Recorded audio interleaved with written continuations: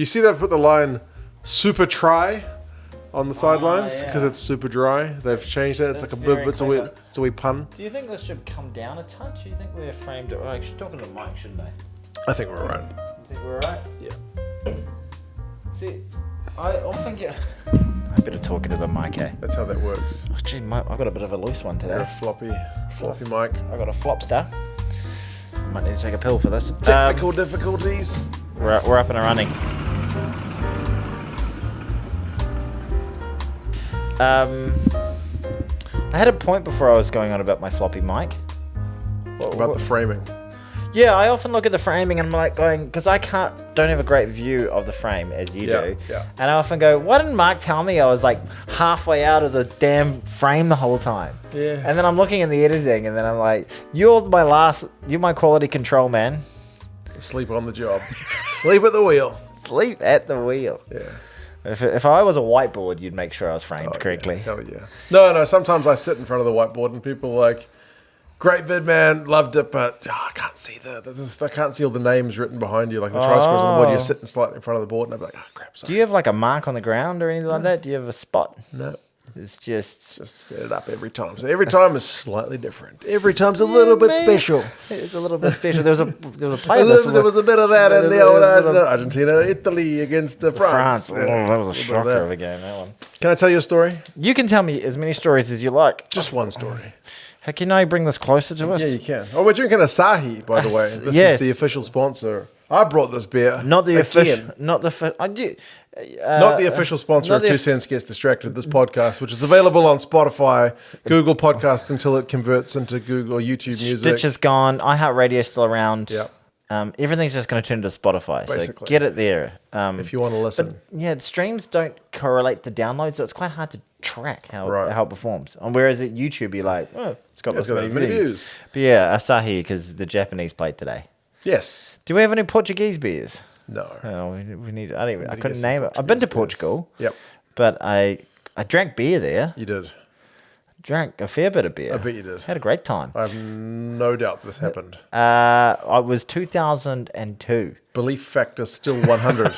So I was 18 and 19. Oh, yeah. Traveling around. It would have been the cheapest, crappiest Portuguese beer we could have found. Because our basically when I was traveling, backpacking around Europe, being a very, not even an adult at that age, 18, 19-year-old, our priorities were alcohol, food, accommodation.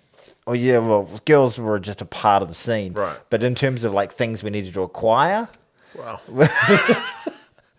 they're not pieces of meat. I'm sorry. I was even woke back then. I'm sorry. It was alcohol, food, accommodation. So we'd be pissed, but we might be sleeping in a park. Right. We might be pissed with a full belly, but we might be sleeping in a park. Right. We might be pissed with a full belly, and we might have the shittiest accommodation you can find anywhere in Portugal, and that was us, basically. Nice. Yeah. I said I wanted to tell you a story, and you told me a story. Oh, sorry. Yeah, okay. This is what I always do. I apologize. Everybody. This is the second podcast I've been on today. Oh. I had a podcast, not that it's on any podcasting platforms. It is on YouTube with old Sergio Parise, Chris Robshaw, 2 former international captains, and James Weil, a Planet Rugby journalist. And we had some technical difficulties. Oh, did you really? Did it go to shit, did it? Oh, it was awful. The whole time? Well, I bought a pair of cheap, like, wireless earbuds, a pair of Xiaomi earbuds, right? Because Sergio was wearing some AirPods on the last pod. And I said, that looks convenient instead of having this wire hanging about. So there were your issues? Well, I got the earbuds, right? Yeah. And I did a recording with James, the journalist, last week. And you did it okay. And it was all good. Earbuds, no problem. Microphone set up, all good. Uh-huh. Right? So then I get on the podcast. You get on the filmed chat. Yes. Much like this one, but not available at any this podcasting morning, right? platform. I'm the first one online. I'm the host, so that should be all good and correct. I've got 5 minutes early. 10 minutes early. Whoa. I've got everything set up, right? Sergio jumps on. You're sitting there, don't fuck this up. Exactly. But I was not nervous because last time I was nervous. Yeah. Because I'd never met these guys before. And James knows these guys as a journalist. So having him there to kind of hold my hand and make the introductions and whatnot was kind of reassuring. Yeah. And James last time was the first one after me. He was second. Right? So I was like 15 minutes early. He was 10 minutes early. So we were having a chat. And then when the rugby players came on, he was able to grease the wheels and keep Yeah, things... provide that social lubricant. Yeah. So this time, 10 minutes in, I'm early, I'm on. Sergio comes on. He's the first one. I'm like, oh, it's just me and Sergio Parise. So I'm like, hey, Sergio, how's it going, mate? And then he moves his mouth and I can't hear anything. And I'm like, oh, your mic's off. And then he just gets this look of frustration on his face, like... And then he's talking, and then, it's annoying when you think you've set everything up and it's not working. He drops offline. Even professional rugby players do the old... He comes back on, moves his mouth, I still can't hear him. And I'm like, wonder if it's me. Wonder if it's these bloody earbuds. So I check my, you can adjust the volume on your PC and it goes, bring, and I could hear the, and I was like... But did you go in, you're in a StreamYard, StreamYard, and I tested it, and I was, we're going to turn to the StreamYard. Sounds like they're working, and it was working. Have a nice show. Yeah, that's right. So testing your speakers but then on StreamYard. I can't hear. Sounds like it's working. It's a great banger. It's a banger. It's a real banger, that one. And by the way, there's literally 1% of people, less than 1%, less than 0.1% of people who have to deal with that. Who know on that the song. Streaming platform, StreamYard. When you test your speakers, it plays you a little tune. Testing your speakers on StreamYard. Sounds like they're working. Have a great show. Yeah, it's a real banger. Yeah, it's real. So slaps. As far as I'm aware, it's not my problem. Yeah. But then Chris Robshaw jumps on. Still no James. And I can hear them both. Blah, blah, blah, blah, blah. And they're clearly responding to each other. I'm like, no. It's me.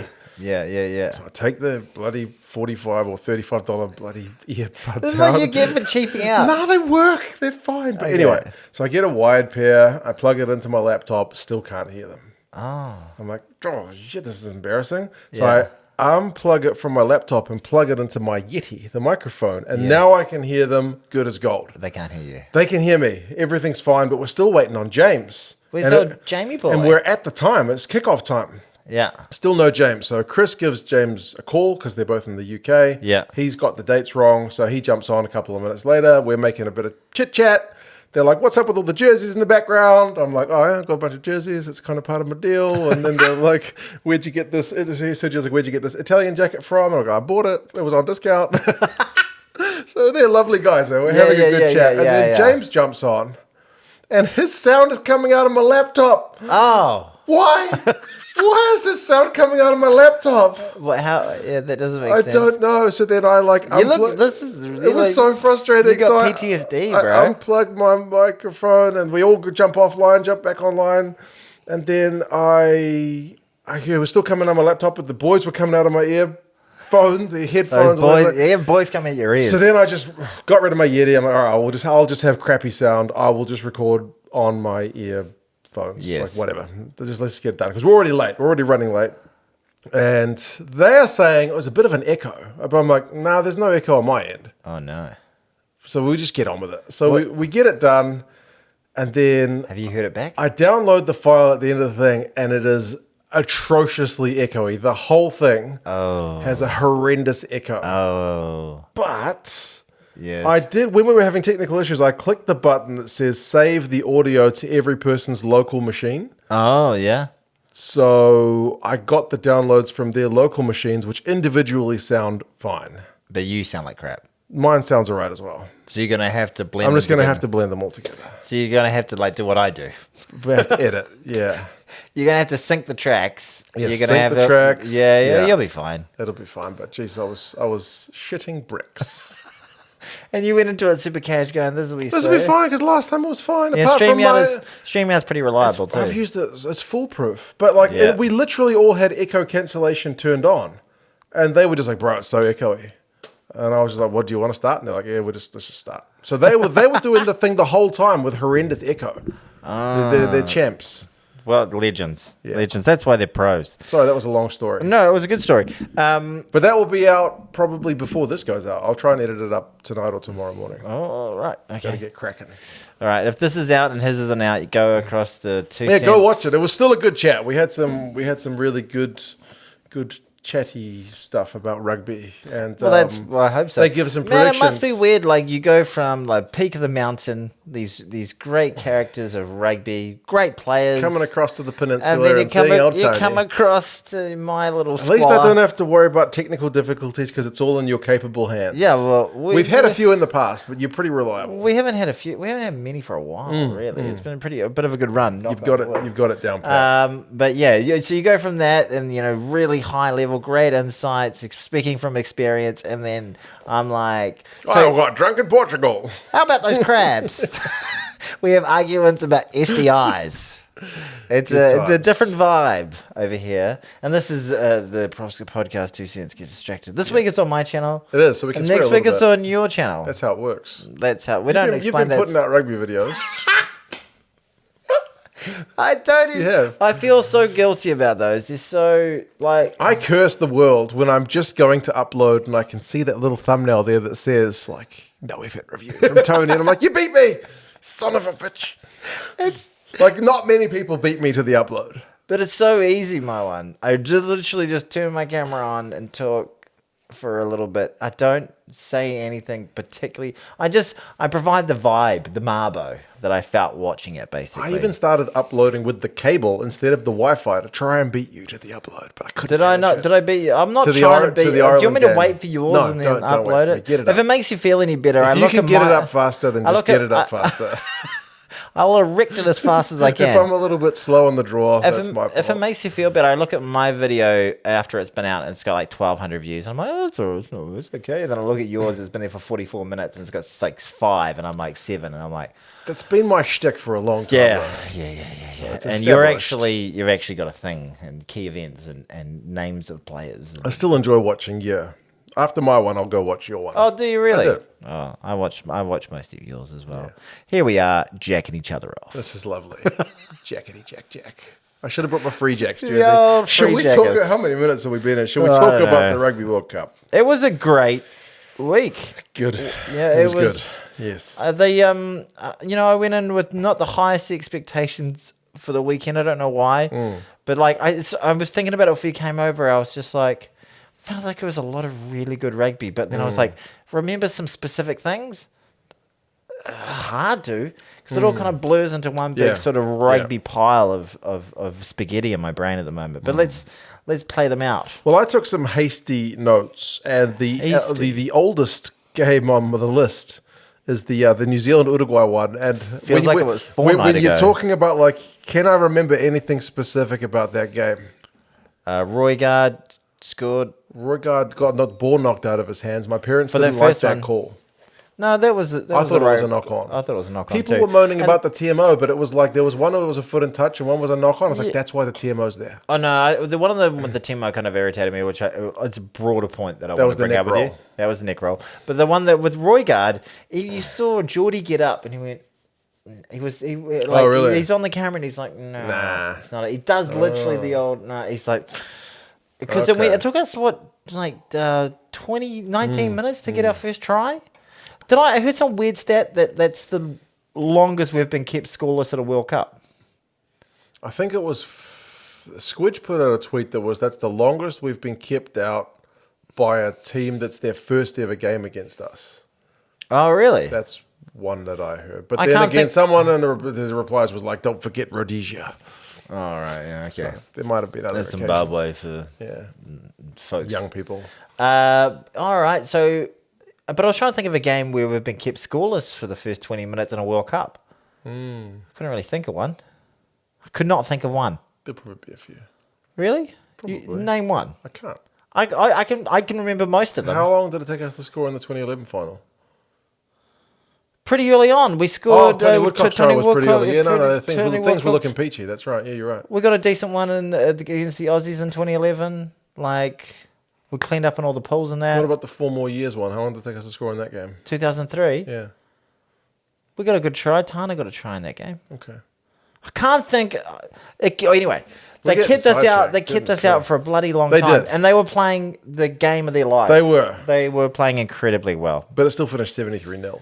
Yes, because we put on 25 points in back in the last 20 minutes, and that's the kind of pace we went on with for the rest of the game. Put on another 50 in the second half. Did you watch any of the New Zealand post-match media coverage of that game? I feel like I've watched so much rugby content, but by osmosis somehow. It was all just like, those first 20 minutes, geez, we were bad. We were bad. Fozzie, the first 20 minutes, Fozzie. You've just won 73-0. The first question, Fozzie, Jesus. And I think we're going to be, one of the things that you've witnessed across this whole weekend is players get up when it's the biggest game of their lives. Yeah. Like, that game was not the biggest game of the lives of those All Black players. Ofatuanga Fuzzy in one of the press match conferences said something like, blah, blah, blah, easy game. No, I know what you mean. He said there are times where you don't... Yeah, his point was you can't treat it like an easy game. Yeah, but he kind of still... I think he just got trapped into saying... But he didn't say easy game because I thought that was a bit weird as well at the time. He was saying the fact that if you don't treat it like any other game where you turn over every stone, you put in your prep like you can, that's when the time you can get really found out in these games when you're going to win, when you know you're going to win. I'm pretty sure he still used the words easy game, didn't he? Did he? I'm pretty sure. Okay. Because people were like, whoa! I don't think he was trying to be, but I just kind of I'm pretty sure English is a second language. Yeah. He came here as a high schooler. Did he? Yeah, he was head boy of his Marion College. Yeah, but he's and he came with big old dreads back in the day. He did. He started at the Blues under John Kirwan. Yeah, he played for, was it Pakuranga? I saw him playing at club rugby, and I was like, he's not good enough for the Blues. Nah. Shows what I know. Yeah. Yeah, he's exceeded my initial expectations of him. For sure. Yeah. Okay. I thought Ruga played well. I thought Jordan was pretty sharp. Fayanuku was once again putting his hand up. That's right. He got a hat trick, didn't he? Yeah, he's Second looking half good. Hat-trick, Caleb Clark came on again and then just looked like the invisible Mr. Cellophane. Yeah, I think we'd rather have Fayanuku. Yeah, a bit more versatile. Can cover centre. Okay, here's the question for you. Played at centre for a while. Played at 12, I think. You can only pick one of these players to be in your match day 23. Fayanuku, Anton Leonard-Brown, or D-Mac. Oh, Damian McKenzie. Yeah, that's hard. That's basic. Well, that's maybe the call for the number 23 jumper. Yeah. I'll go Leicester. Leicester Fayanuku. Oh, yeah. I know. You think he's that good? No shade for D-Mac, but I think Leicester's got more X factor than ALB, despite less experience, and we've already got Richie and Bodie for D-Mac. ALB's such a safe pair of hands. He is safe, yeah. He's like, sometimes you got to go sexy, but he plays such a crucial part. Is safe going to beat Ireland though? Plays such a crucial part in so many great tries. Yeah. Where he just links beautifully, or he takes a line perfectly. He's more like a Conrad Smith than a Marno. Yeah. I think they can take two of those players. So yeah, ALB's the one you drop. I mean, D-Mac, where does he sit? I'd like to see him in the Do you think there is a point of having D-Mac and Bowden Barrett at the same time? Because effectively they both cover the same role. Yeah. They cover 10 and 15. Well, it's be Barrett, won't it? It'll be Barrett. Yeah. Shelby Barrett. His last roll of the dice for the ABs. It might not be his last roll of the dice. This World Cup, I mean. Yeah, that's right. Yeah. Okay.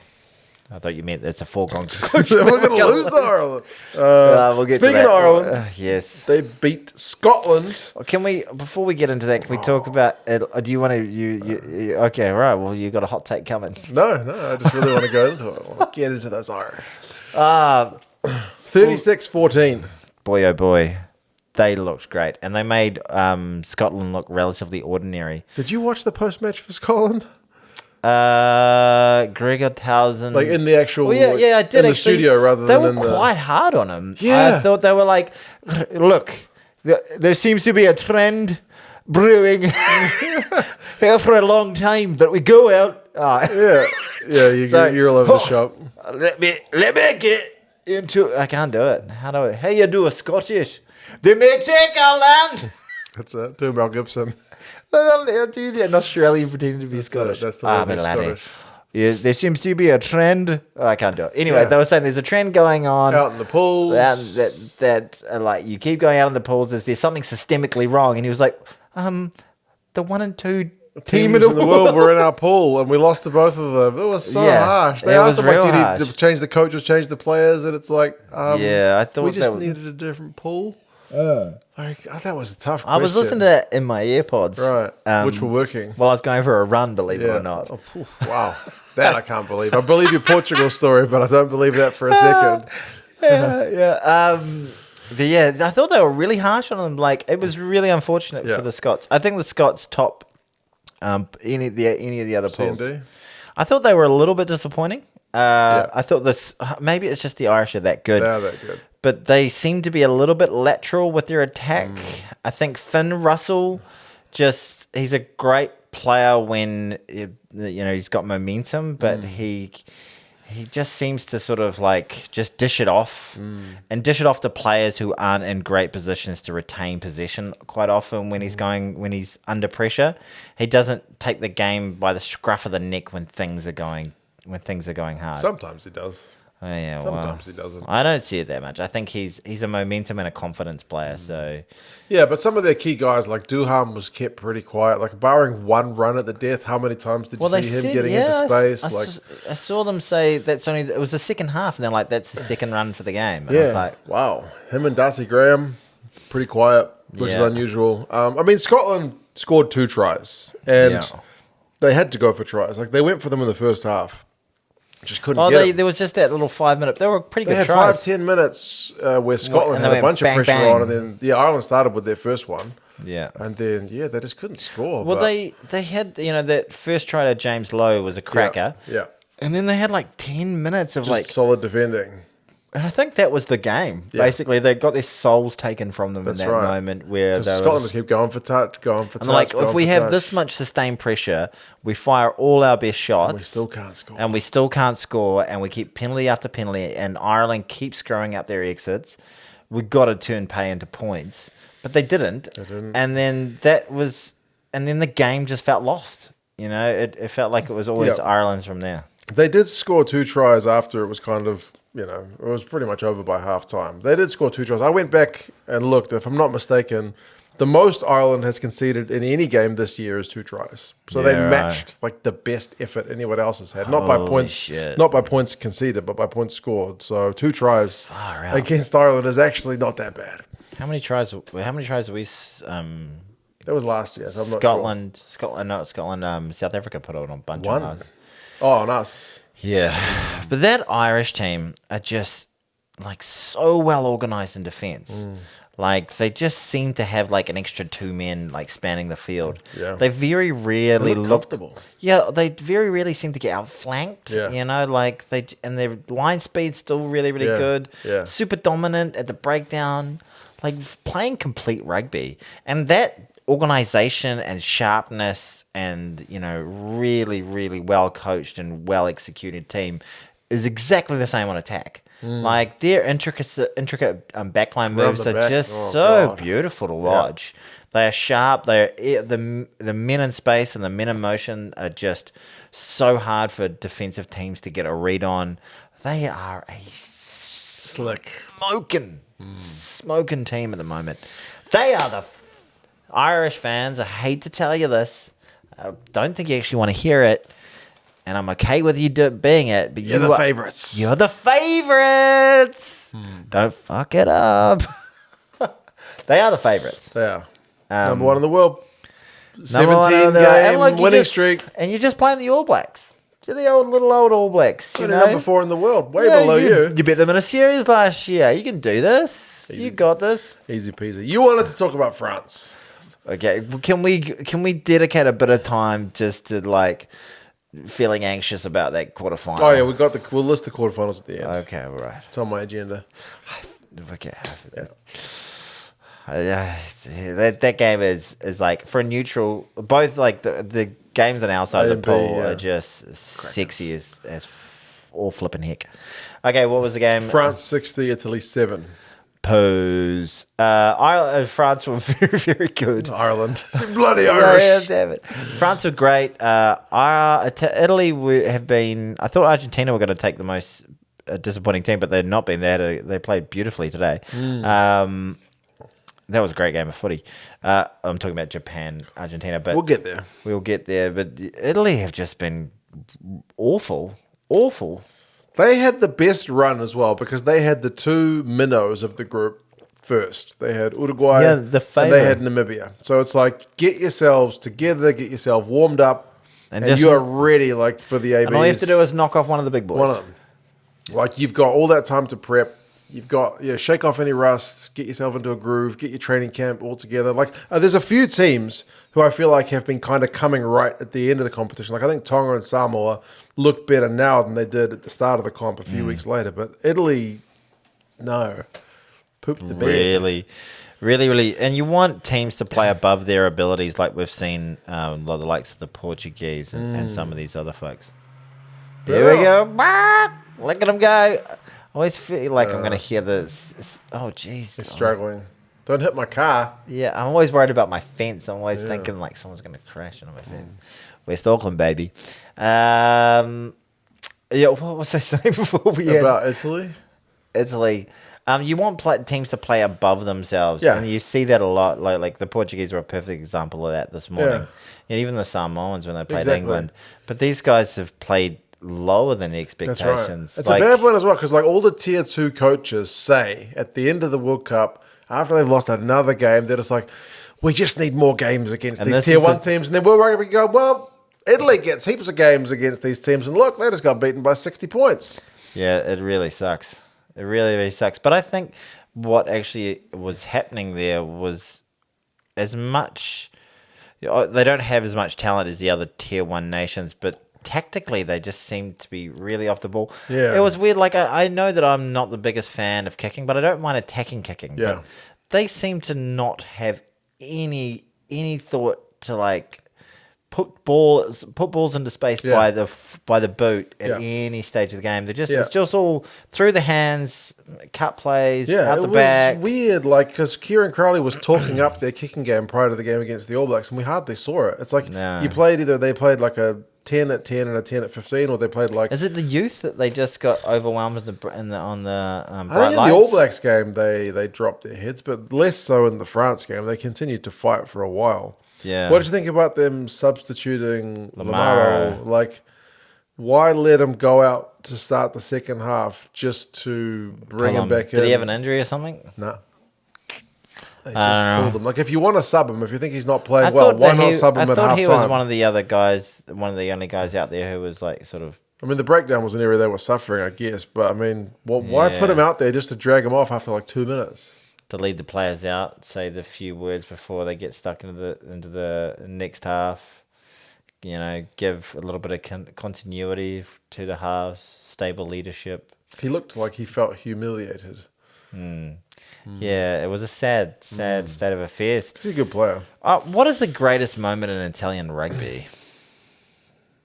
Please don't let it just be that beating Wales recently. Yeah, that was a pretty good one. They beat South Africa. Yeah. A while ago. Long time ago now. Yeah. They've beaten South Africa. That'd be a big one. Yeah, that would be a big one. They've beaten all the Six Nations teams at one stage or another, haven't they? I don't think they've beaten England. Oh, really? Don't think so. Someone correct me if I'm wrong, but I'm pretty sure they haven't beaten England. England. Correct him if he's wrong. I was right about herpes and crabs, so maybe I'm right about this Speaking from experience on those ones, exactly right. I know my herpes. He knows his crabs too, ladies. Yeah, really, really disappointing. But let's focus on the French for a moment. They looked very, very sharp. Bielbiere, only 20 years old. He's taken the spot of Gabin Villiers on the left wing. He looks the business. They didn't take him to that... Is that the red headgear guy? Yes. Is that the guy who got the snot knocked out of him? Oh, did he? There's a slow-mo of him taking a hit and like a big wad of snot just goes... Okay, no, I haven't seen that. Yeah, it's He's pretty the awesome. guy who had a wee little stutter step for one of his tries on the left he wing. does look very, very sharp. It was interesting. I didn't think the number 9 seems to be doing a pretty good job. Luku, yeah, no, he did all right. He's not Dupont, but he's not trying to play like Dupont. Neither of us. That's true. We are not Dupont. If you're looking for Dupont, go somewhere else. Dupont is not here. Yeah. But yeah, looking pretty sharp. We're looking pretty slick. Jelly Bears looked good at 10. Very good. Yeah, very really good. Sharp. Ramos at 15 looks good. Peno looks good. One thing I didn't like, that I don't like any players doing, is like Peno got one Yeah, well, I don't really give. I don't mind players like Omani giving a bit of goal, but I don't mind that at all. Yeah. But the whole like in the tackle, like you feel like some sort of slightly graze the face, and then go and then looking at the ref and going, true, like this appealing. That's awful. I'm really getting sick of that, and I've the French are shockers for it. I noticed them a number of times just appealing. Some of the European nations. Europeans. There's a lot of countries in Europe. Well, just appealing like it's soccer for like, and it's a slippery slope. That do the All Black Leonard? Someone's going to pinpoint one exact example when the All Blacks doing it. Yeah, but and it seems to be rugby in general is having more of that. Yeah, it's not great. But it's either guys appealing or it's guys if they feel like they've had any head contact, they lie down on the ground and then they call for a medic. There's two levels now. There's like the whole taking a knock and then hamming it up a touch to get a bit of attention. Yeah, and get the TMO to have a look. Oh, can we go back to the Scotland-Ireland game for a second? Oh, yes. Just before, I just want to finish this point. But, you know, hamming, like just putting on the injury a little bit too much, but then taking a hit, putting on a big fabricated face, and then looking at the ref going, oh, look at me. Yeah, that is just like... Yeah. Oh, man, Bill Beaumont is about the spirit of the game. He wouldn't like that. Yeah. Bill Beaumont is also about making sure that nobody can watch rugby, basically, or share rugby content. How dare you? How dare you want to talk about my game and promote it to other people? Yeah, exactly. Who do you think do you want to talk about Ireland, Scotland for a second? I thought that trip, what was his Ollie name? Smith. Ollie Smith's trip. That was the softest thing I've ever seen. Yeah. That was not like, okay, don't put your foot out. But he didn't trip him. He didn't even trip. He stumbled. He just stumbled, and then Sexton he's a mouthy upstart kind of guy, and he got in his face. If he didn't do that, if he just tripped off and went whoop, had a whoopsie, nothing happens. Nothing goes on. Nobody looks at it. It's not even a penalty. It's not a penalty. Nobody would look at that and go, it's a penalty. If the TMO noticed it, it'd be like, no, really nothing. It was the minorest of contact. But because Sexton gets in there, someone does some WWE moves over over the hoardings. Peter O'Mahony just I love it that Peter O'Mahony was involved in just gets to gob everybody off, going, how dare you say in the media that you thought you were going to win? You pricks. What else are they supposed to say? No, I think we're going to lose this week. Anyway, so there's a big hoopla, and the most tiny, like tripping a person's not a great look, but that was the lamest, most pathetic trip. It was just like, it was a nothing burger. It's so dumb. Still dumb, but not a yellow card. Oh, not a yellow card. Dropping the ball is dumb. Like no, but dropping the ball is it's not an intentional. Tripping, sticking your foot out is intentional. It's just dumb. Don't do it. Don't put yourself in the position to let the officials. No, I don't think it's a yellow card, but I don't. It's not a yellow card. You should not let. You yellow card that in a quarterfinal. No, you shouldn't let the officials be in a position to make a decision like that. That's just dumb. Yeah. And I think there was the other thing I wanted to say was some of these neck rolls. They're not the old typical neck roll was get a guy in a head knock and then you roll them out. Neck roll. These guys were getting taken out when they're so damn low. Where else are you supposed to go? You go there, you try and get some sort of lever, and you make contact with a neck for a moment. Did you like the way I did that? Yeah, and then stop and tries like. If there's one of these bullshit calls that happens in a World Cup final, World Cup semi, World Cup knockout at the end of the game, there's gonna be people. We're losing to Ireland? Yeah, they neck roll us. Yes, we get a try from it. You're like, get in there, TMO. Absolutely. He's sent him off. He's sent him off. He's been doing it all day, ref. I will absolutely understand where the point is actually coming from for the Irish outrage around it.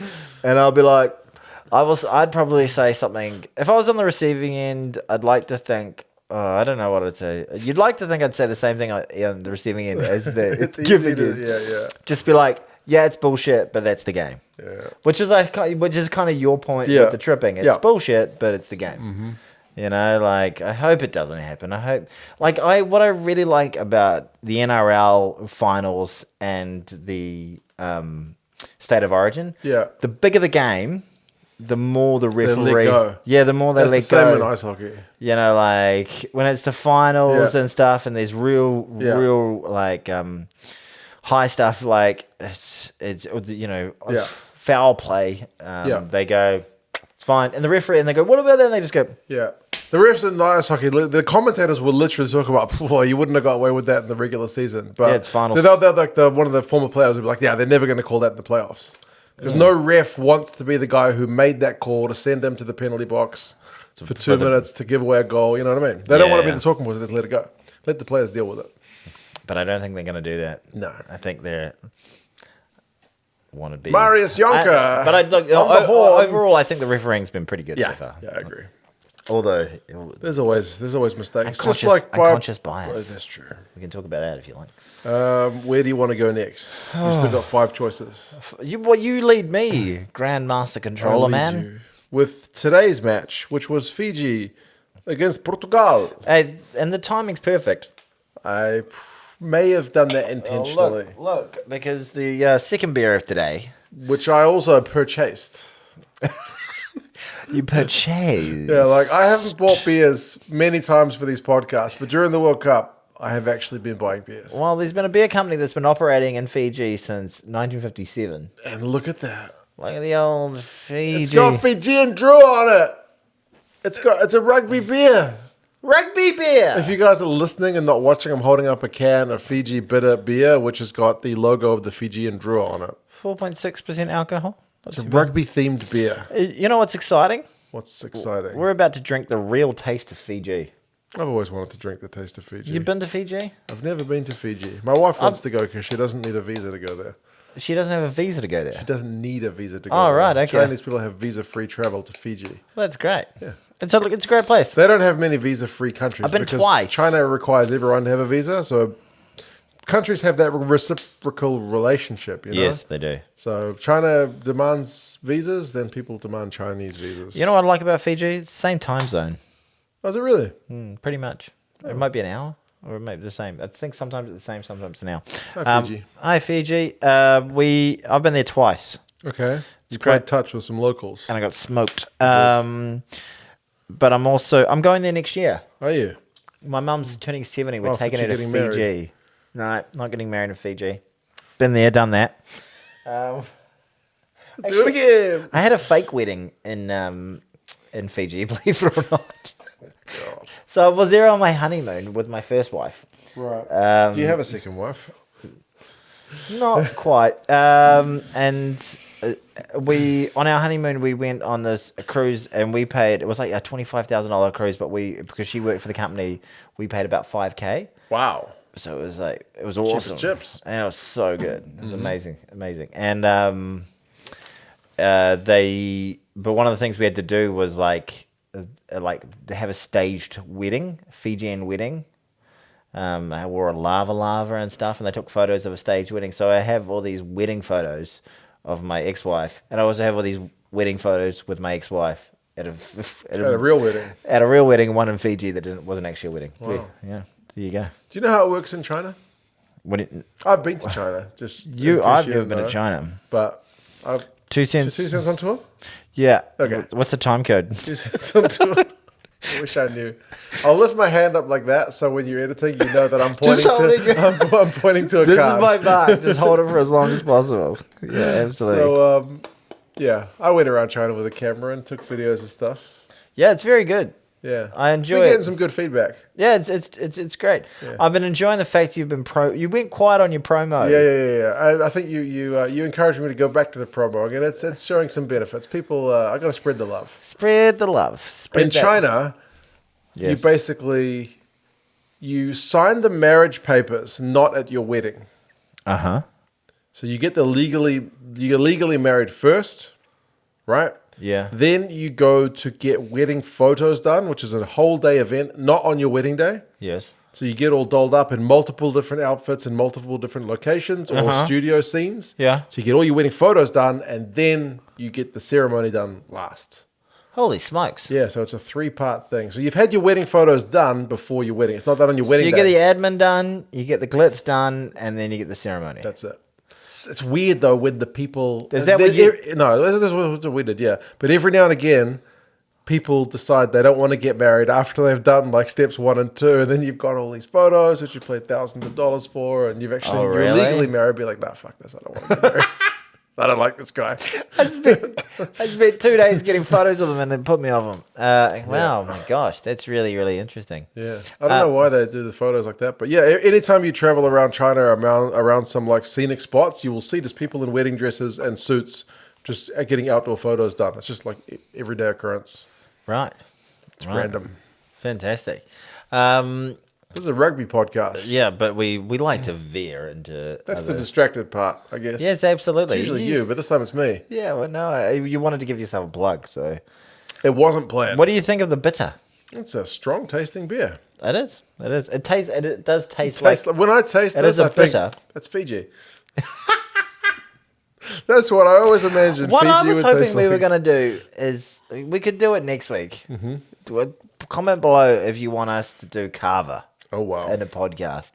You've never done Carver, have you? Never done Carver. Have you? You've been stoned before in your life?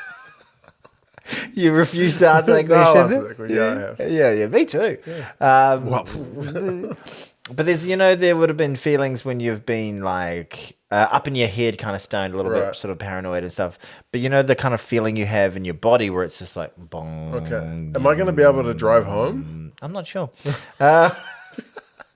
But like the fact what Carver does, it takes out the head stuff. So your head's quite fine. You're really relaxed. But your body's stoned. But your body goes boom. And you just get into this real. So that's why they just sit around all night just drinking Carver, and a lot of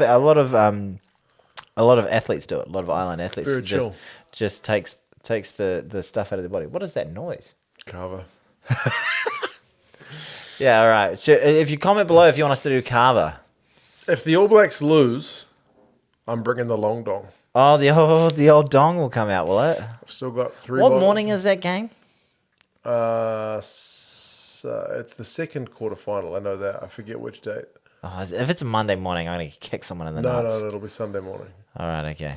All right. And we've only got one game of rugby to watch every day next week. Well, I think it's 2 on the same day. Okay. So 2 and then 2. Like 4 in the morning, 8 in the morning. 4 in the morning, 8 in the morning. All right. Okay, what other games of rugby have we got? Were we in the middle of Fiji, Portugal? We didn't even really No, start. we didn't even go to Fiji. We just got distracted. Oh, that was ages ago. What a game of rugby. A game to fall in love with rugby. A game to fall in love with the World Cup too. We finally needed a game like that. We did. Like last We World so Cup, did. we had Japan beating Ireland. We had Japan beating Scotland. I feel like there were other games that were some good. We had the Miracle in Brighton. That was the World Cup before. Yeah, Japan's involved in a lot of these. This World Cup's been lacking that kind of. I mean, I know the Fijians. Georgia, Portugal was probably. Well, last World Cup we had Uruguay beating Fiji. Yeah. Right, but we had Fiji beating Australia this World Cup, but it was kind of like, well, Eddie hadn't won any games. Yeah. And Fiji were playing pretty well, so that wasn't like unexpected. And there was a lot of factors going on. Like it was like the World Cup final for the Portuguese. The Fijians just needed 1 point to go through. It was kind of like, I love Fiji, but it was actually kind of like the perfect. Stuff. It was great to see. Got ruined for me though. Can I tell you a little bit about? Sorry to go on another tangent, guys. I had a bit of a plan this morning. Okay. So my plan was to wake up at about 5:30, try and get the Argentinian Japan game. I had very similar plans. I got up at 6 and watched that game. Yeah, but anyway, I woke up at about 5:15 to the absolute howlings of my daughter screaming like she'd broken something. I come in, find her in a pile. She's fallen off whilst coming off the bunk bed off the ladder. She's fallen down the ladder. Goodness me. She's saying her back, she can't move, and I'm like, oh god, paralyzed. No. No, I think she's paralyzed, but I'm like, can you wiggle your feet? And she's just, she's obviously bruised herself, hurt herself quite badly. Yeah, winded baby. And then I'm like, this is not good. And then so all thoughts of the rugby goes out the door, all that sort of thing. So I go to the A&E, and so I spend my morning in A&E, get her sorted out. She's okay. She kind of comes right, get a bit of pain relief into her. She hurt her back another morning. She always hurts her back in the morning. She slips over in the dark. So I was worried that they said like she was able to do all these tests and like move in a way that didn't make them too worried about her spine. So anyway, she eventually, then they're like, and she's come right after a bit of pain relief, get to school, so I don't watch any of the rugby. So, but then I get all these texts going, what is going on? And then I'm like, when you're sitting in waiting rooms, like, and what else are you gonna do? When you just flick on Twitter and you're like, greatest game of all time, and all this sort of thing. I'm like, what happened? And then like I kind of got wind that the Portuguese got up. Yeah. But I was like, are Australia through? Oh my God, no, Eddie. Yeah. And then I was thinking about, okay, who are they going to? Can Eddie pull out a quarterfinal? Yeah. Is he going to be in a semi-final? Is he going to be talking big shit about getting to a final? No. He just came for the croissants. Yeah. So it was. I had all these. Things running around my mind, and then eventually I just went on Twitter and I saw the Portuguese wall, and I was like, oh God, I'm gonna have to know what the score was. Yeah. And I looked it up on my Super Brew, and I was like, oh my God, they got it by a point. And then I was like, that's kind of the perfect result. Yeah. Fiji get their quarterfinal. Portugal get their win. First ever win. Australia, sorry, you get to go home. Yeah, crazy. But then I this finally at the end of work today, I managed to squeeze just after 5. Managed to finally get to watch the game. It's pretty good. It's a cracker of a game. I knew what was going to happen, but I kind of felt weirdly choked up at the end of it. I was like, because you could just... The Portuguese fans are insane. The Portuguise fans, but you could see how much it meant to those players. Yeah, that was like their World Cup final. Yeah, and there was those magic sporting moments where it's just...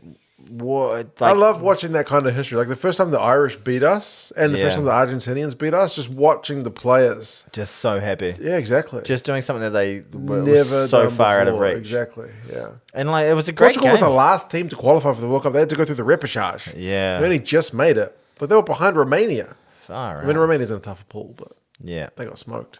They did get smoked.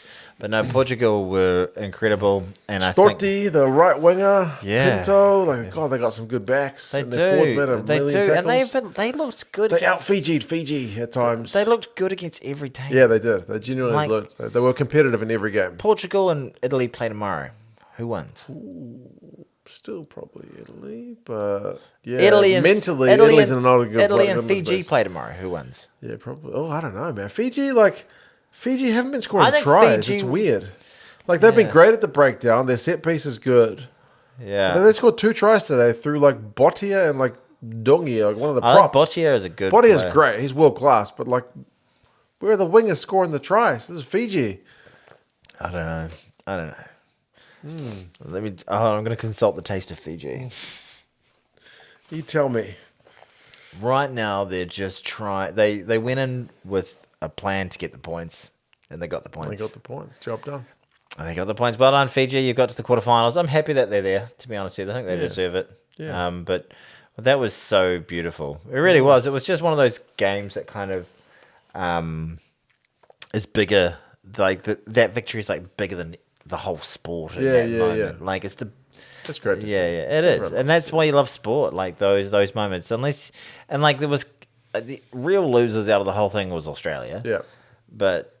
That close. Yeah, but Australia, we kind of felt like we've already kind of grieved for Australia. Yeah, we kind of saw it coming, but it was just a bit closer than expected. Yeah, and the fact that what was the name of the prop the hooker who did that great kick? He was retiring, and he was like, I can die tomorrow happy now. Like this is as bad as.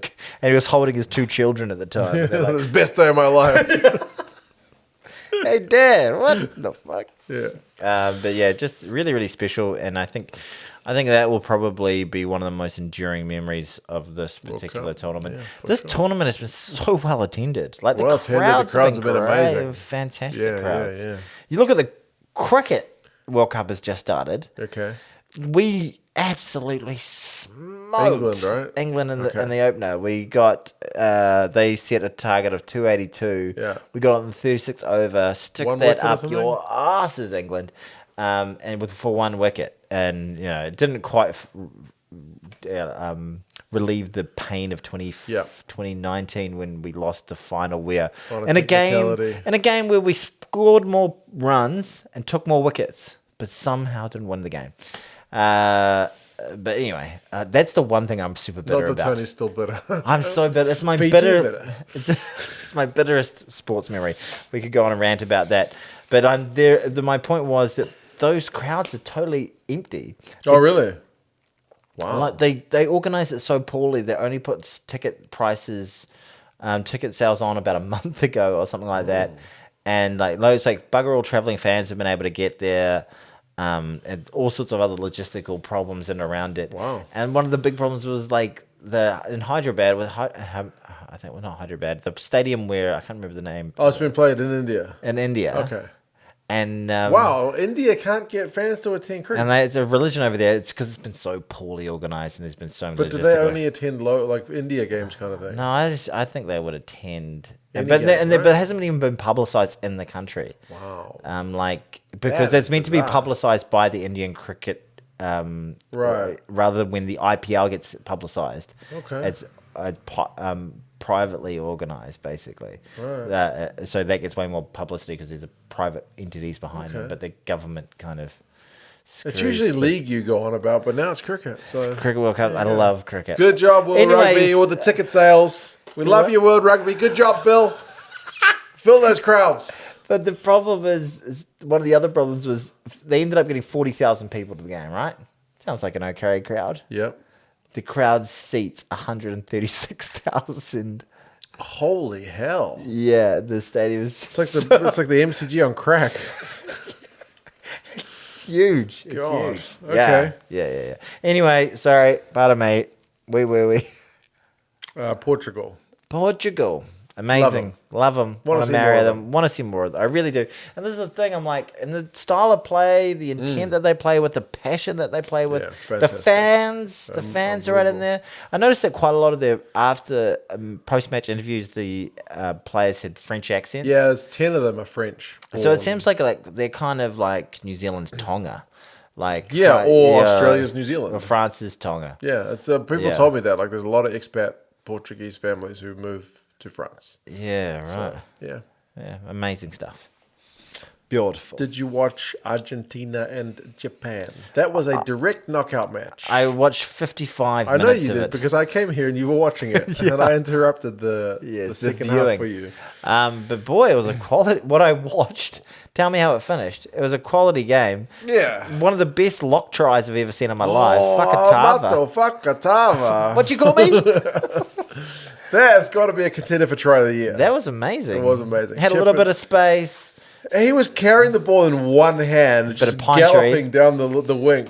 Just put the chip over the top. The chip itself looked a little bit agricultural, but the way he regathered it was just beautiful. I think all the tries, the first 4 tries I saw in that first half were lovely. Some great tries. There was a real back and forth in that game. Every time Japan would get to within like 2 points of Argentina would just be like. So where I finished the 55th minute. Argentina looked like they were just getting on top. They just got more than a try ahead. Yeah. And then I think they got one more, and then that was pretty much it. And that's game? Yeah. They did well. Mateo Carreras did well. And the Chocobates got a nice early try. Serious hamstring injury to... Pablo Matera. Yeah. So it seems like he's going to be out in all likelihood. That's not good for them. Why is it all like the best players getting injured? We haven't really had one. Our guys have come back. Lomax, maybe. Yeah. They reckon it was better than initially thought, though. So we'll have to wait and see. But that game was fitting of a game of a World Cup pool stage, which decides who's going to go through the quarterfinals. 39-27. It was back and forth. Yeah. Argentina pulled away with it. And the like 2 teams playing with like great intent, and the Japanese were playing Japanese rugby. Yeah, exactly. Lovely to see. There was that lovely little no-look backwards chip over the ruck at one stage. It didn't lead to a try, but it was just beautiful to watch. Yeah. And I thought the Argentinians looked like a different kind of team than that one that actually looked they actually opened up a bit. Like, how many rows did you see Boffelli, Malia, and Carreras, Mateo Carreras making, like, do this more. You guys have got guns on those Boffelli's boot was not as accurate as it has been. First couple he missed, and then he kind of found his groove. So. Yeah. But it should be... who have they got in their quarter? We'll get to that. Can't wait, Mark. Japan. Can't wait. So we say sayonara to Japan. Sayonara. How should you say I don't know. I don't speak Japanese. How would you say... Is there offensive terms for Japanese people that Chinese people use? Yes. Are you able to tell me them, or are they? If I say them, YouTube may pick them up as offensive. So YouTube does offensive in multiple languages. Can you? So it's not like the N-word or anything. It's like an N-word, basically. Kind of, yeah.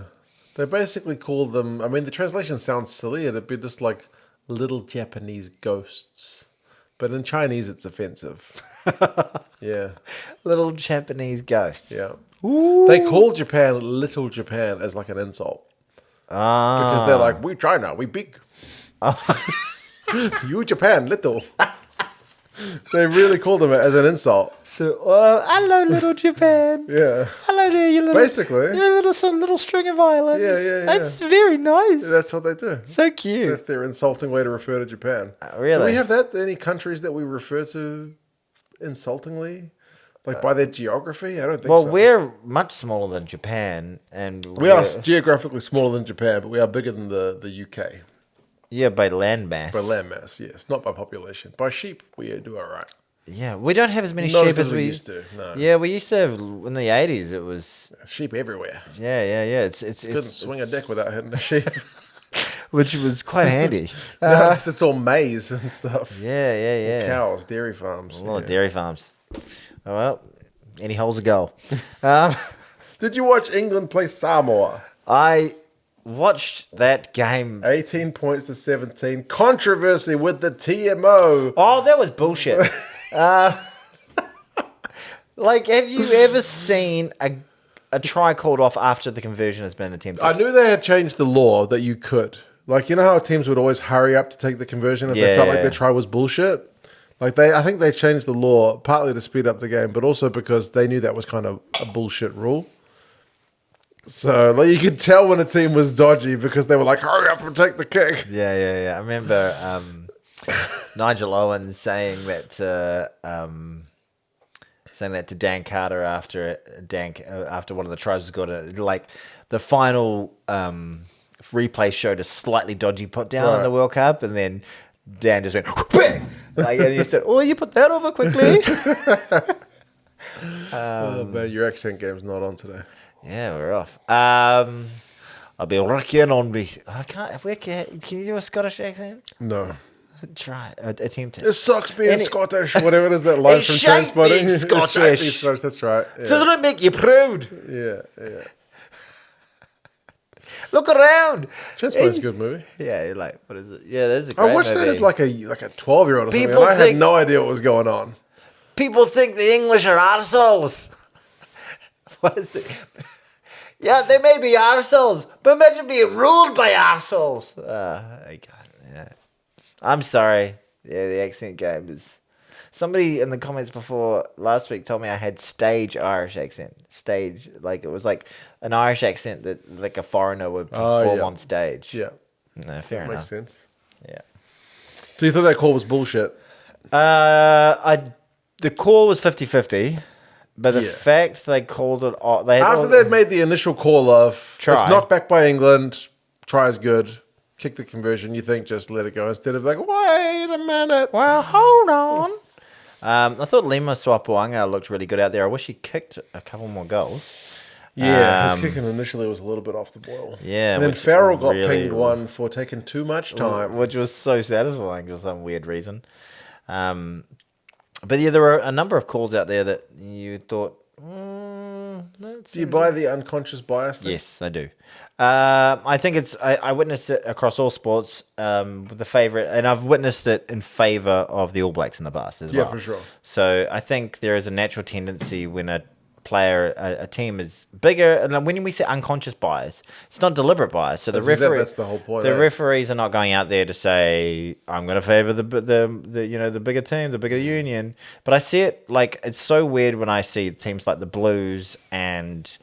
the All Blacks, teams I support, and they're relatively big franchises, a massive brand, a big international team. Yeah. And, you see the 50-50 calls. Oftentimes they go in our favour, and you're like, yep, as a fan, okay, I'm not going to get up in arms about it. Yeah. But I also support the New Zealand Warriors. They never get the calls. They always get it shafted against them. And I don't think the referees are going out there to go like, nah, but they're like so much harsher on their 10 metre. They're so much, like they just... there's something about being the smaller guy that puts you under the microscope that much more, because when you are doing well, it's almost unexpected. I don't know what the science is, but I've witnessed it for teams, the big teams and the small teams, and I often feel that way when I watch the island teams play other nations. I'm like, would that guy have been penalised for that? Would that guy have got the yellow card if he wasn't an Islander? Or I'm not insinuating racism. I'm just insinuating that sort of unconscious bias, and I think that's something,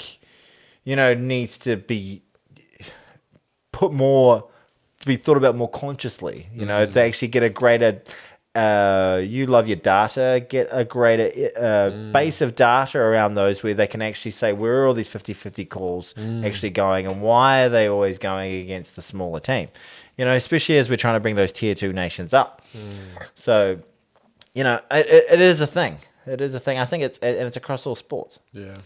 Yeah. I vaguely remember some study from years ago where it was about football, which is, you brought up league and cricket, so I'll bring up football for a second. I talked about ice hockey briefly as well. So let's just get all the sports in. We also sometimes talk about rugby on this podcast. Yeah, that's true. You are distracted sports. Yes. So there was something about, I forget which World Cup it was, Football World Cup, and this guy who was a kind of a tactician or whatever for football was he kept seeing, it might have been Senegal or one of the African teams described as big and physical and whatever. And he watched the games and he was like, no. And then one of the other teams, one of the European teams, was being described as skillful and whatnot. And he was like, no, because they got these big lumps of guys. Yeah. And then they did some study where they managed to block out the players with no color, so you couldn't see their race. And when people watched that, they described the Senegal team as skillful, and then they looked at the other team and was oh, those guys are pretty rough. Yeah. But it's just because journos or whatever, it's just that unconscious bias. Well, one of the things that they often do when I could be talking out of my ass, but I'm pretty sure that was a survey. I think in American sports they often get insulted, and I think it happens in rugby as well. As you see these, African American or African or I think you still see it as in Tongan and Pacific Islanders or Māori, these amazing athletes, and they're genetic freak, right? Absolute physical specimen, right? The man is an absolute beast. They're not derogatory terms; they're great things. But then you see the likes of the Conrad Smiths, the Brian O'Driscoll's, insightful, intelligent, reads the game, has a great game IQ and all those sorts of things, whereas the darker players don't get used in those terms. I think maybe Ma'a got used in both ways, especially towards the end of his career. Right. I don't know. I'm not too mindful of it, but it is it is worth sort of reflecting on sometimes. Yeah, true. That's just humans are weird. Humans are weird. And we're humans. We are. But England ended up winning. You're leaving me hanging. Oh, sorry. Shit, I didn't even see that. It was not deliberate. Humans are weird. I'm weird. You're weird. You're definitely weird. That guy. Okay, what other games we got to cover? Wales and Georgia, 43-19. I did not watch it. Wales early lead. Georgia come back in the middle. Just to the point where it's squeaky bum, and then Wales pull away with it. Lewis Rees-Zammit, I think, gets 3 tries. I saw the highlights. Yeah. They were, Lewis. Wales have got 19 has, points. He's got gas, man. He's got serious gas. Yeah. The other guys don't seem like they're moving sometimes. That's right. I think they said he can run the 100 in 10 seconds something, so pretty quick. Quick boy. Yeah. 19 out of 20 points possible for Wales. Top the pool. Almost perfect score. Wow.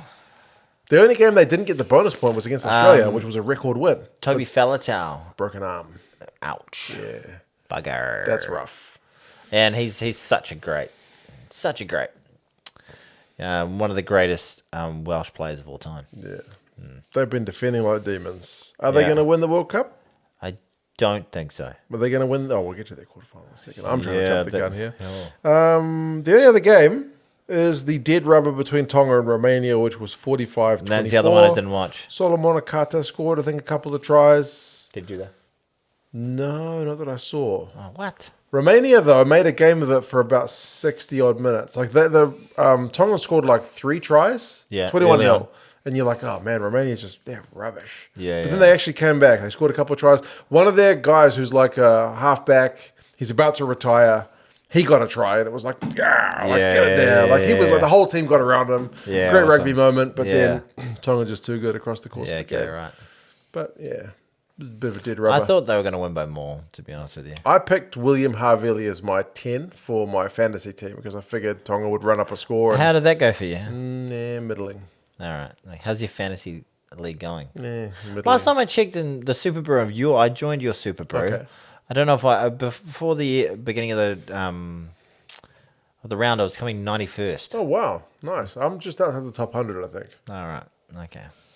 I was like, inside the top 100. There you go. Boom. Get in there. That's the pool stage, done and dusted. We got through it. There's so much rugby. That's a lot of rugby.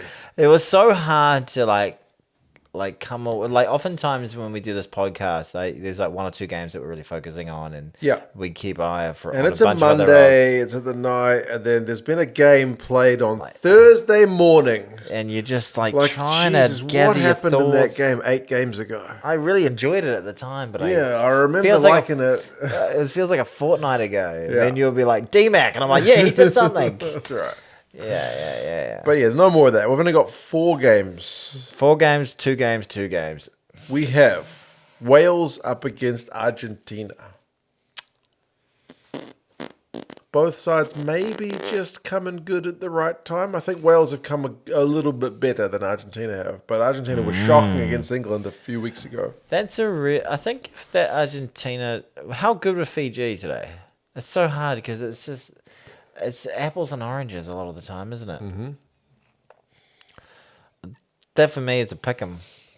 It'll be interesting to see if Bigger or Anscombe are back fit because both of those guys have been injured. Anscombe pulled out. He was named to start at 10. He didn't play. He was injured. What if he played if it was a knockout? If it was like a... I don't think so. I think... I can't remember how bad it was. But Bigger was named on the bench in replacement, but they didn't put him on. Who are you picking for that? Wales. Okay, I'll go Argentina then. Okay. This is nice. We're going Ireland together, bailing out of quarterfinals. Oh, boom! No, they, as we said before, are so good, and Ireland. I hate to do this, but they are the favourites. That you've got to tag them with that. Number 1 team in the world, top their pool. We're only the runner-up of our pool. Yeah, won 17 games in a row, including 2 victories over us. And you were just little old New Zealand, just a country of 5 million folks, just down here playing rugby. I think their population's pretty similar to ours. Yeah, we can't really play that card against Ireland. They got more fans over there. They certainly do. It's going to feel like an away game. It is. They're going to be getting in our head. Zombie. It's an interesting song, Zombie, to play because it's about... the Troubles, isn't it? It's about the Troubles, but it's also about the guilt that an Irish person feels after witnessing what the IRA did, specifically related to a bin a bomb in a bin that killed 2 children in England. Yeah, with their bombs. Yeah. It's not me. They said they picked it because it's kind of catchy. In your head. And it is very catchy. It's a fucking cracker of a song. It's a banger. It really is. It's a real banger. It's a real great song. I shouldn't use the word banger. That's inappropriate. I didn't mean that. Goes off. Stop it. Nah, it's a great song. Anyway, we want to talk about the rugby. We try. We do try. Yeah, it's a huge mouth-watering game. For us, that's the game of the round. I mean, goodness gracious. I know, it definitely is the game of the round for us. I'm kind of enjoying not being favourites. Yeah. But I was feeling quietly confident after watching us destroy Italy. And are we a bit underdone? They've had Scotland. We've just had Uruguay. We had France. We had South Africa. We had France ages ago. We had South Africa before that do a number on us. So I think we may have been hardened by those particular encounters. They've had a tougher pool. They had Tonga, they had Scotland, they had South Africa, and Romania. They did. Anyway, it doesn't matter what's happened in the past. It's about what happens on that particular day. True enough. And before I watched that Scotland Ireland game, and going into that game, I was like 85% sure that Ireland would get done, but there was still that sort of. Ireland get a red card in the first 10 minutes. Who knows? Yeah, exactly. But so I was confident that Ireland were going to win, but it was far from a done thing. But then just watching that game, I was like, these guys are hard to beat. So hard to beat. So hard to beat. I'm going to go with, I think Ireland will win. I wouldn't be surprised. But if New Zealand win, I will not be shitting the bed surprised. If we pump them. If we pump them, I'll be shitting the bed surprised. My bed will be covered in shit. I don't think that's the right reference. Shit in the bed is like what the All Blacks would do if they get pumped. What's the right reference here? You'll ejaculate everywhere. Okay. Because that's a saying here in New Zealand. Oh, wait, just the bed. I think Ireland will win too. But I am so looking. I still think we can beat anyone. Yeah, we're very good. We can beat anyone. If there's a team to score 3 tries against Ireland, it's us. Yeah, if there's a team to put, 20 points on them very, very quickly, it's us. We did it once at Eden Park last year.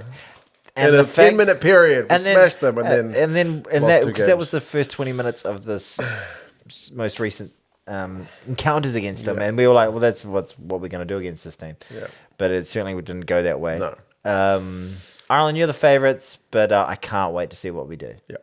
Cannot wait. I'm really looking forward to it. Yeah. I'm nervously, but it's kind of, there's something liberating about. I think we could lose this game. Right. But just been like, even if we lose it, I'm still going to be like, holy shit, Ireland has made a semi-final. Yeah. There'll be a big result. And to be honest with you, I'm desperate for the All Blacks to win. Yeah. I really, really want them to win. You want that tattoo. Yeah, I want that to happen, and it'll fill me with a lot of happiness. I said you want that tattoo. You just let it go. No. That Ian Foster tattoo. I think it's not going to happen with the view count and all that sort of stuff. Right. But if we do win, I'll be really happy. But I think in about 3 hours, I think maybe not even that much longer. I'll be sad because I really love the Irish team. They're definitely my second favourite team. If they were playing anyone else, I'm 100% behind Ireland. I was nervous in the weekend before they played Scotland. I was like, you've got to get in this. But I really wish we were playing South Africa. I really wish we could knock them out rather than having to... Not that we could definitely lose to either of those teams. Yeah. But yeah, knocking them out will leave a sour taste in my mouth. But also very sweet that we managed to knock out the number 1 ranked team in the world and... against all the talk, all that shit. And I think there's something about being a New Zealander and something about being an All Black fan that you just like... We're so used to seeing them win. That even when I say... I've got to be honest, even when I say the Irish are favourites... You still feel like... I still feel like the All Blacks... Pressure is going to be the main thing, but this Irish side seems to relish it. I think it could be an absolute banger of a game. I hope so. Hopefully no early red card. That would really suck. That would suck. Come on, Scott Barrett. Keep it together. England, Fiji. Isn't it? We go from that to England, Fiji. England, I think, will probably take that one. Two very defensive sides, though. I hope. Weirdly, you wouldn't have thought that with Fiji, but they've not been scoring many tries. Well, I hope the Fijians take it to them. I hope it's a great game. It could be a great game. But I think England probably. Well, they lost to Fiji in the warm-ups, didn't they? They did. That's when Fiji were using their backs. Backs. Do you reckon that's what their whole plan is? Like, just lure them in, get them through. Bam!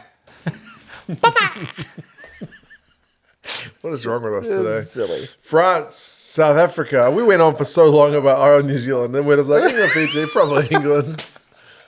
France, South Africa. It's fantastic to see Fiji in a quarterfinal. 100%. Unbelievable. Yeah, very, very good. Yeah. And if they won, I wouldn't.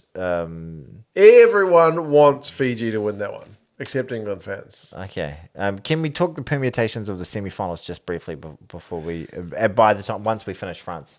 Oh, I don't actually know how it lines up. Oh, come on, do your 2 cents. Yeah. It's your job, man. I think it must be these two and then these two. So we either get Wales. So Ireland either gets Wales or Argentina. Or it could be those two. I don't really know. I haven't looked that far ahead. Jeez, man, this is your job.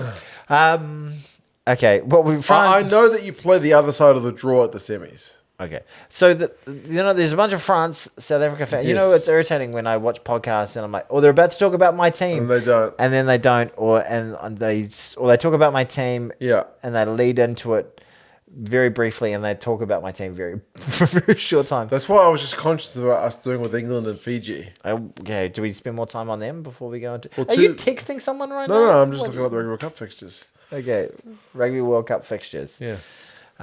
Should I tell a story about how I lost my virginity while you do that? No. Go on about England and Fiji and tell me what you think's going to happen. I think that the Fijians, if they play the way they played against Australia, and also they were very, very close to getting that victory over Wales.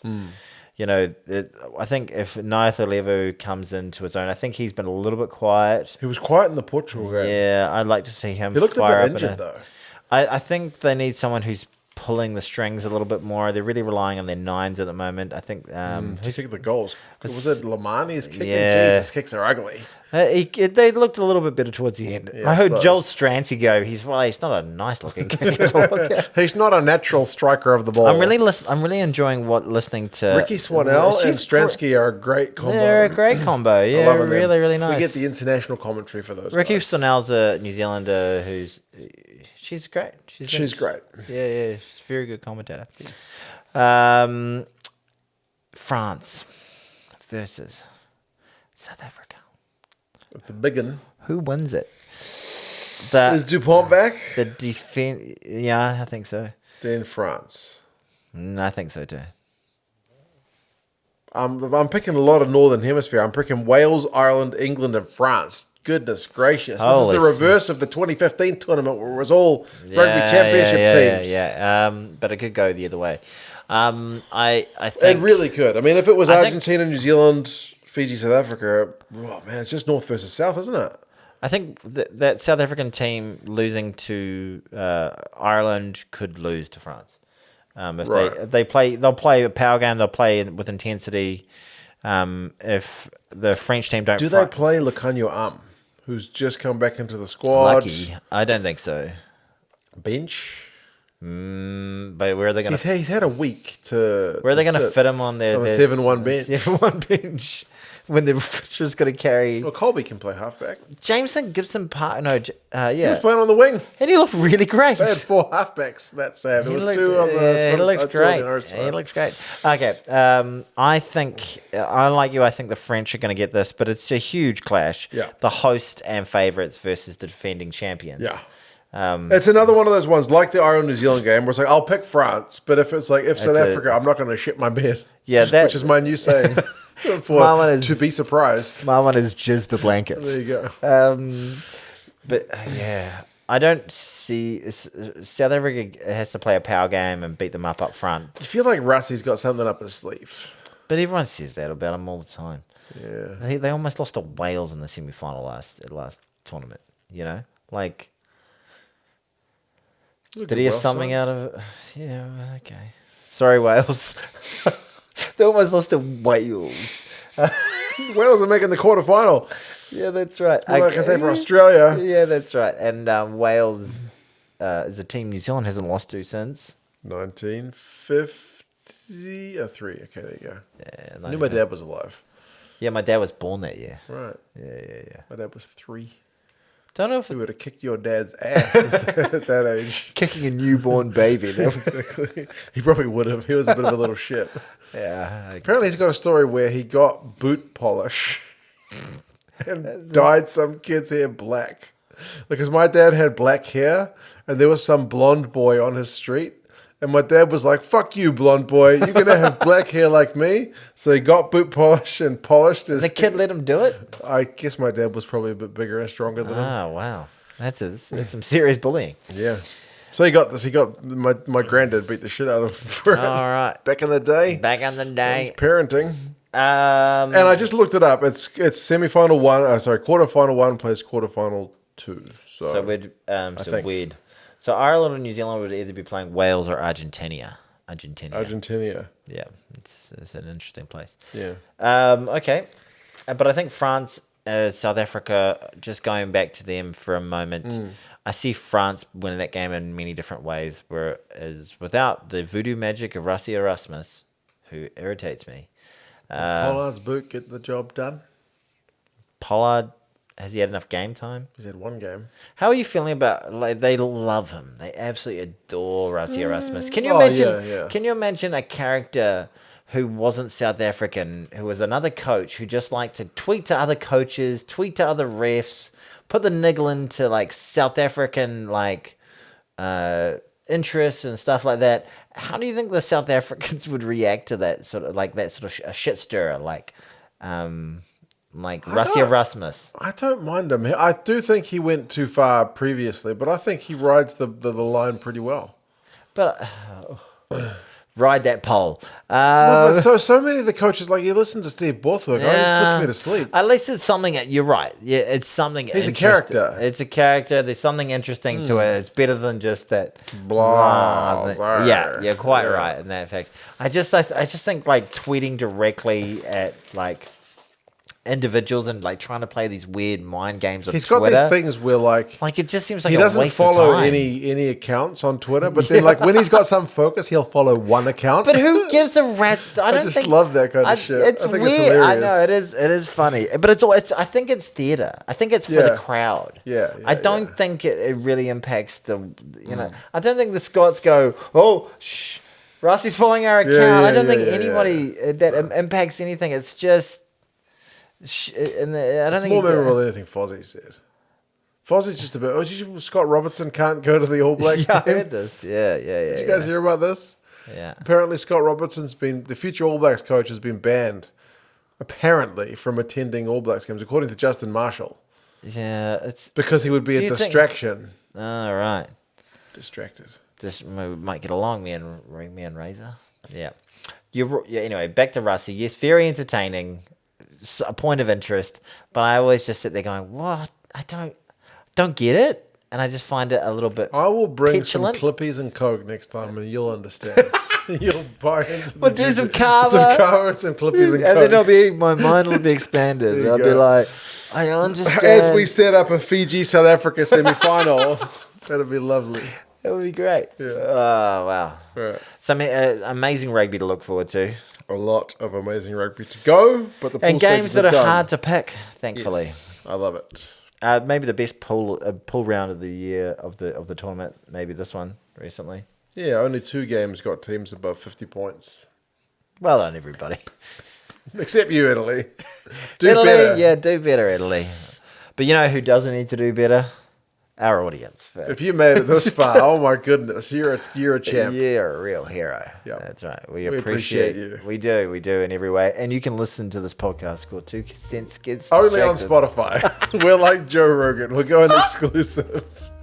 Wow. Apple Podcasts. Google. I forgot about Apple Podcasts. Yeah. They haven't been Spotify. No, they haven't been Spotify. Google Podcasts for now. iHeartRadio. For now, not Stitcher anymore. Not Stitcher. I'm not. You need to update that image. It'd be so easy. All I have to do is go delete. Yes, do it. Kind of makes me laugh though. Yeah. All right. Well, thank you very much for watching. We really do appreciate it. Well done, Mark. Look, that was a good one. That was a good one. Fantastic. No lady shake this week. Appreciate it. Take care. Arida. See you, folks.